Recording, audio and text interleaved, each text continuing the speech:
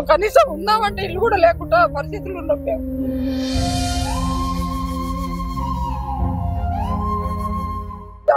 ఎట్లన్నా కొన్న బాగా 10,000 నమస్కారాలు చేస్తున్నాం.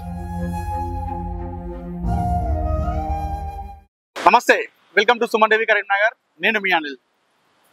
గత 2 నెలల కింద మన దగ్గరికి ఒక వ్యక్తి రావడం జరిగింది, రాగుల వెంకటేష్ అని చెప్పేసి. తమకు అన్యాయం జరిగింది. మా తండ్రి గారు ఆర్టీసీలో ఉద్యోగం చేస్తుండేవారు. దాని తర్వాత కాలం చేశారు. ఉద్యోగం చేస్తున్న సమయంలో దానికి సంబంధించిన విషయంలో మాకు అన్యాయం జరిగిందంటూ ఒక 2 months బ్యాక్ మనం కాంటాక్ట్ అవ్వాడు. సో అప్పుడు మేము చెప్పడం జరిగింది ఒకటే, ఒక 2 months అంటే ప్రభుత్వం కొత్తగా ఏర్పడింది కదా, సో కొంచెం మీరు మళ్ళొకసారి గట్టిగా ట్రై చేయండి అని చెప్పేసి చెప్పడం జరిగింది. 2 months తర్వాత మళ్ళొకసారి ఆరా తీస్తే వాళ్ళకి ఇప్పటివరకు కూడా ఎలాంటి అయితే ఈ విషయంలో వాళ్ళకి ఎలాంటి సొల్యూషన్ దొరకలేదు. సో అందుకోసం మీరు రమ్మని చెప్పడం జరిగింది. వివరాలకు వెళ్తే రాగుల మల్లయ్య అనే వ్యక్తి ఆర్టీసీలో 30 సంవత్సరాలు సేవలు అందించాడు. అంటే ఉమ్మడి జిల్లా వ్యాప్తంగా అన్ని డిపోల్లో, అలాగే ఆదిలాబాద్ జిల్లాలో సైతం కూడా ఆయన పనిచేయడం జరిగింది. 30 సంవత్సరాలు పనిచేశాడు. అయితే జగిత్యాలలో పనిచేస్తున్న సమయంలో, ఆర్టీసీ కార్మికుడిగా పనిచేస్తున్న సమయంలో అతన్ని ఒక ఐరన్ రాడ్ తన కాలుకి తగలడం జరిగింది. తగిలిన సందర్భంలో అది సెప్టిక్ అయి ఆ తర్వాత చాలా హాస్పిటల్ తిరిగారు. దాని తర్వాత ఆ సెప్టిక్ వల్ల అతను చనిపోవడం జరిగింది. అయితే ఎవరైతే మల్లయ్య ఉన్నారో, మల్లయ్య కుమారుడు అలాగే మల్లయ్య భార్య ఇద్దరు కూడా 10 సంవత్సరాలుగా తన తండ్రి మరణం పట్ల, అలాగే ఉద్యోగం పట్ల చాలా రకాలుగా తిరిగాము, అన్ని రకాలుగా ప్రయత్నాలు చేశాము. అటు ఆర్టిస్ట్తో పాటు నాయకులను కలిసాము. మాకు ఇప్పటివరకు అయితే న్యాయం జరగలేనట్టుగా వాళ్ళు చెప్పారు. ఒకసారి వారితో మాట్లాడుకుందాం. వాళ్ళు ఎన్నిసార్లు తిరిగారు, ఎప్పుడు వాళ్ళ తండ్రి చనిపోయారు, అసలు ఏం జరిగింది, వాళ్ళు ఏమంటున్నారు, ఇప్పుడే కలిస్తే వాళ్ళు ఏమంటున్నారు, అన్ని విషయాలు తెలుసుకుందాం. మల్లయ్య కుమారుడు వెంకటేష్ అని చెప్పాను ఇందాక. అసలు ఏం జరిగింది విషయంలో అసలు మొత్తం? నాన్న 30 సంవత్సరాలు ఆర్టీసీలో సేవ చేసిండు అన్న. ఓకే. జైత్యాల డిపోలో ఉద్యోగంలో భాగంగా మెకానిక్ చేస్తున్న సందర్భంలో కాలు మీద చిన్నగా రాడ్ పడ్డది అన్న. ఆ రాడు దెబ్బ తాకి సెప్టిక్ అయింది. అప్పుడు డిఎం గారి అనుమతితోని తారదాకా పోయినామన్న. అయితే అక్కడ ఏదైతే సెప్టిక్ అయిందో ఆ ఏళ్ళని కట్ చేసేసిరన్న. తర్వాత డ్యూటీలో భాగంగా మళ్ళీ వచ్చిండన్న. డ్యూటీలో జాయిన్ అయ్యిండు, ఆబ్సెంట్ అయ్యిండు. డ్యూటీ ఆ నొప్పికి ఆబ్సెంట్ కారణంగా డ్యూటీ చేస్తూ ఆబ్సెంట్, డ్యూటీ చేస్తూ ఆబ్సెంట్, ఆ నొప్పి కారణంగా అంత ముందు బాగా చేసిండు అన్న. తర్వాత మళ్ళీ మేము తారనాక మళ్ళీ తీసుకెళ్ళాం, నిమ్స్ కు తీసుకెళ్ళాం. ఈ రిపోర్ట్లు అవే నిమ్స్, నిజాం ఇవన్నీ అవే సార్. అన్ని అక్కడ తీసుకెళ్తే మేము లోతుగా చేపించినాం. అసలు ఏమైంది మా నాన్నకు చేపిస్తే, టెస్ట్లు చేపిస్తే మీ నాన్నకు సెప్టిక్ అయిందిరా బాబు అని చెప్పారు డాక్టర్. అప్పుడు నేను చిన్న పిల్లగాని నాన్నకు 99 బహుశా 99 అన్న, నాకు తెలిసి అయితే 99 అలా.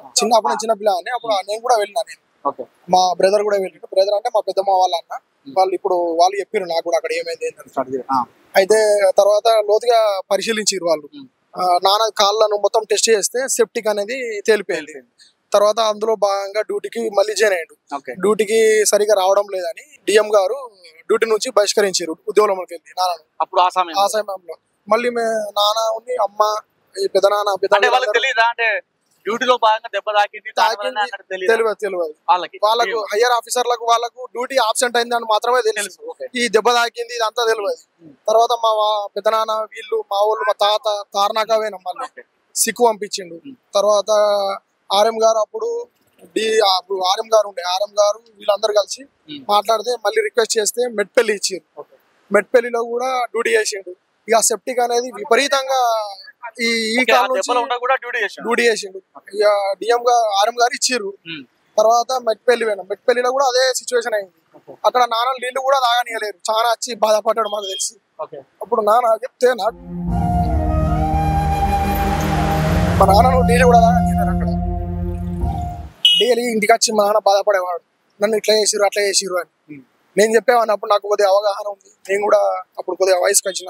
నాన్న ఏదైనా దేవుడు ఇస్తాడు, మనకి మంచిగా చేసుకుంటా పోదామని మా నాన్నకు ధైర్యం చెప్పేవాళ్ళం.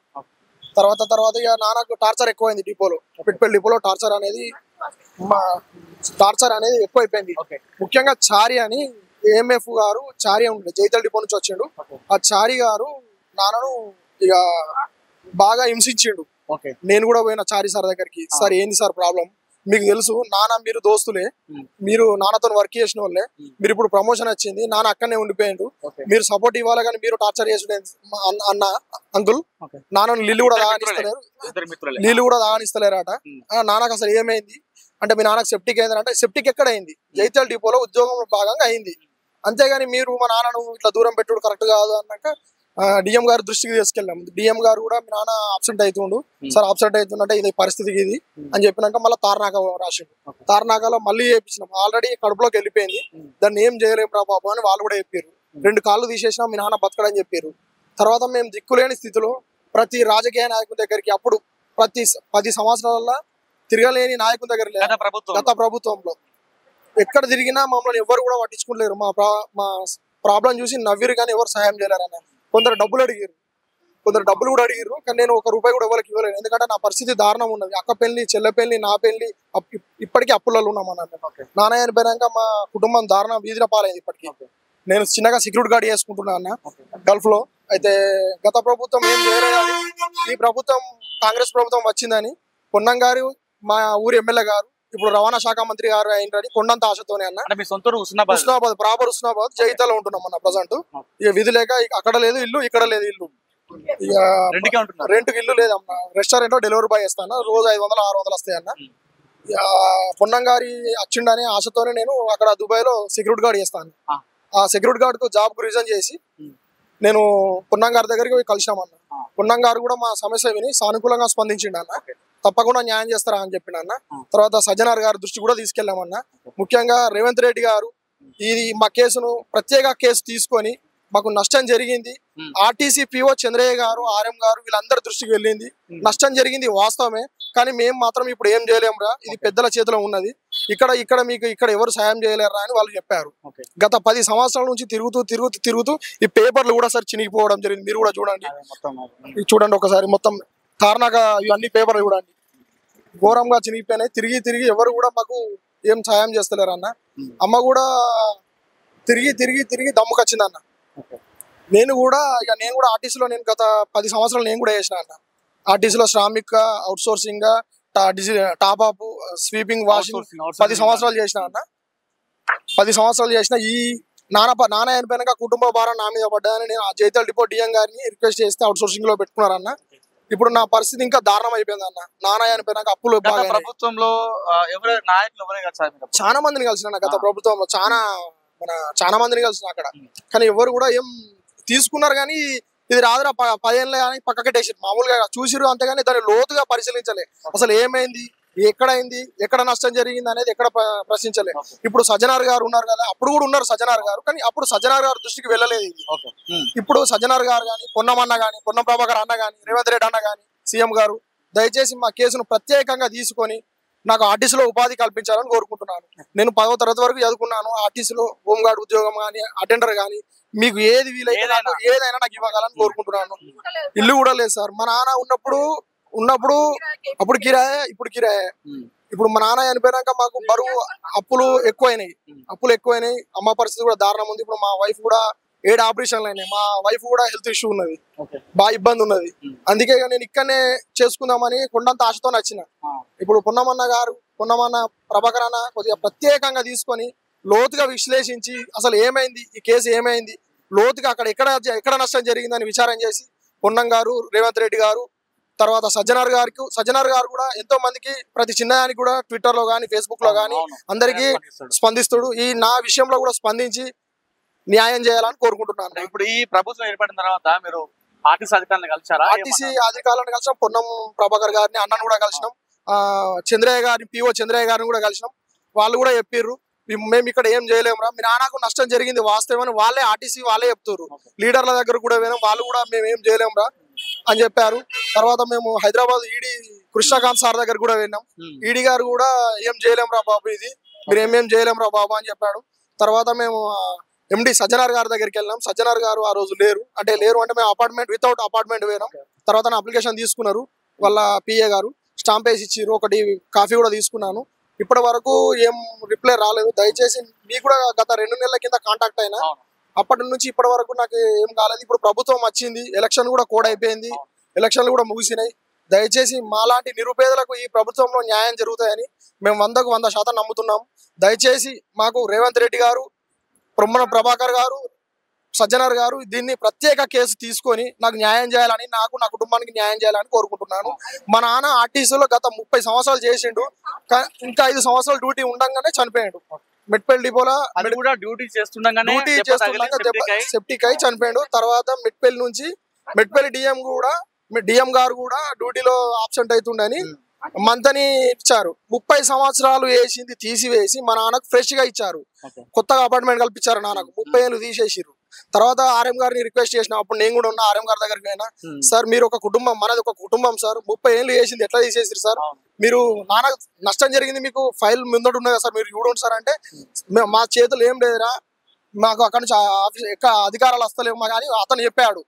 తర్వాత మేము రిక్వెస్ట్ చేసి మళ్ళా మంతని డిఎం గారు నాన్న పరిస్థితిని చూసి నాన్న డ్యూటీ చేయలేడు సార్, డిఎం గారు చెప్పారు ఫస్ట్ నువ్వు మెడికల్ కో అన్నాడు.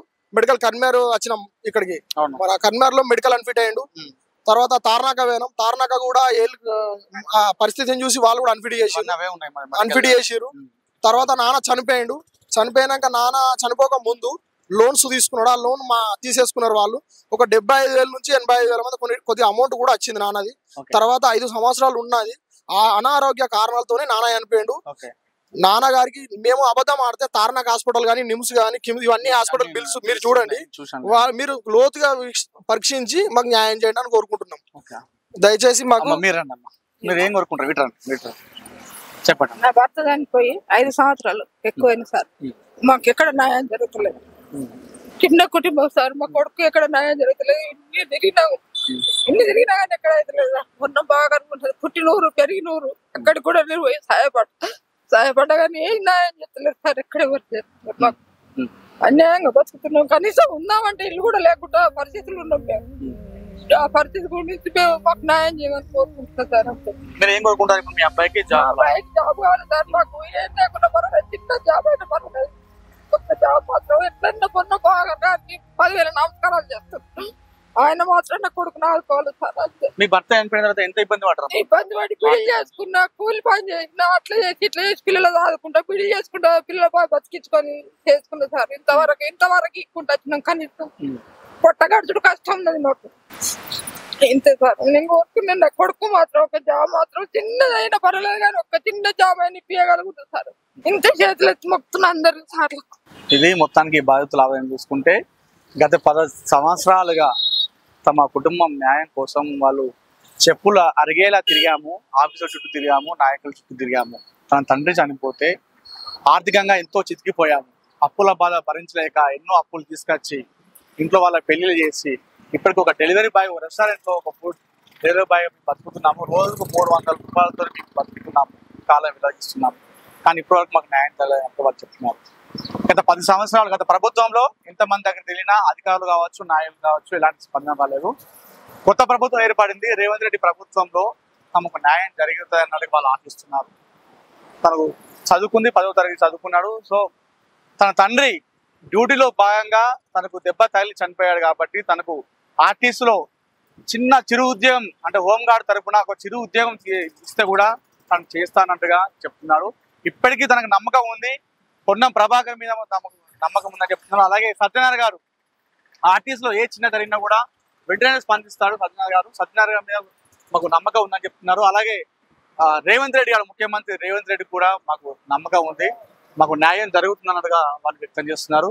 దయచేసి మీరు ఇప్పుడు బాధితులు చెప్పినటువంటి విషయాన్ని పరిగణలోకి తీసుకొని ఆర్టీసీ అధికారులు కావచ్చు, నాయకులు కావచ్చు, వారికి బాధితులకు న్యాయం చేయాలన్నట్టుగా సుమన్ టీవీ కోరుతుంది. చరణ్తో అనిల్, సుమన్ టీవీ, కరీంనగర్.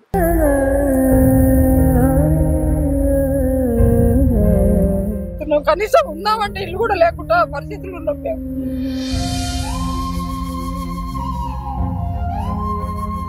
జాబ్ మాత్రం ఎట్లన్నా కొన్న బాగా 10,000 నమస్కారాలు చేస్తున్నాం.